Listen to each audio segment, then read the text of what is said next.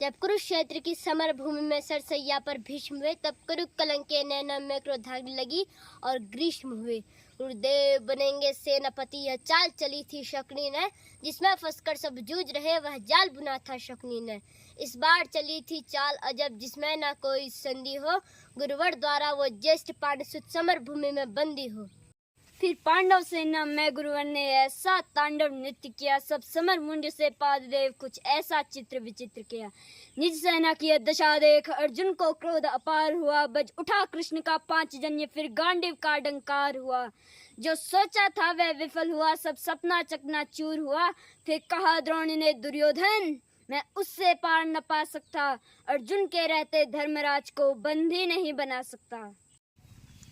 फिर कहा त्रिगंटों ने मिलकर, हम प्रण पे प्राण लड़ाएंगे, हम अर्जुन को ललकारेंगे और दूर तलक ले जाएंगे। हम जान रहे हैं अर्जुन से पा सकता कोई पार नहीं, पर इससे बढ़कर मित्र तुम्हें मैं दे सकता उपहार नहीं। फिर क्या था ऐसी नीति बनी जिसको सबने मंजूर किया, उसने अर्जुन को ललकारा और समर भूमि से दूर किया। अर्जुन के जाते ही गुरुवर ने कुछ नवीन संरचना की, जिसका भेदन कर सके न कोई, उस चक्रव्यूह की रचना की। पांडव सेना भयभीत हुई। तो सुखी हुए जो सदा शांतित रहते थे, वो धर्मराज आज भी दुखी हुए। निज सैन्य तात को दुखी देख फिर शेर बब्बर को जगना था, जो धनी धनुष के बनते थे उनको भी नाक रगड़ना था।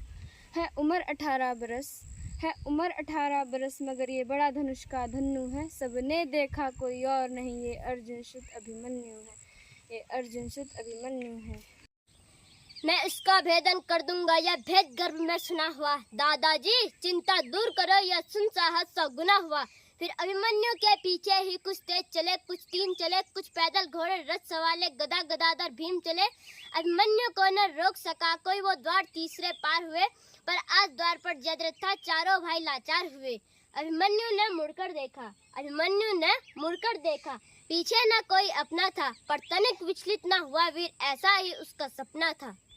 कोई एक खड़ा कोई दो संग, कोई ले झुंडों का झुंड भिड़ा, लाशों से पटने लगी धरा, जब मुंड पे मुंड गिरा। दुर्योधन दुशासन विकर्ण कृतवर्मा अश्वत्थामा, गुरु द्रोण कर्ण को हरा दिया, फिर मारा शकुनी मामा को।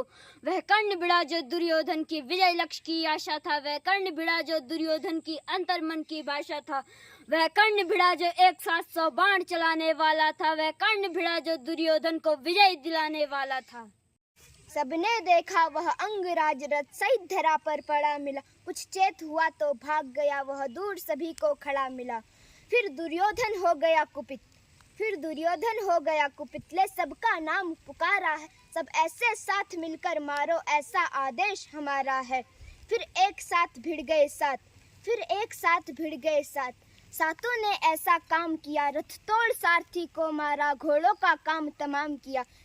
जब तीर तलवार सब टूट गए तो रथ के चक्के उठा लिए, उस रथ के टूटे चक्के से कितनों के चक्के छुड़ा दिए। यह देख अदम दुशासन ने फिर सर पर गदा प्रहार किया, गिर गया धरा पर वीर, तभी पीछे से उसने वार किया। सब नियम युद्ध के भूल गए और ऐसा अत्याचार किया, फिर बारी बारी से सबने उसके सीने पर वार किया। सब मायापति की लीला है, मैं कृष्ण लिखूं घनश्याम कहूँ, कितनों को धूल चटाया है, कितने गुरुओं के नाम लिखूं, मैं उस बालक अभिमन्यु को अंतिम बार प्रणाम करूं।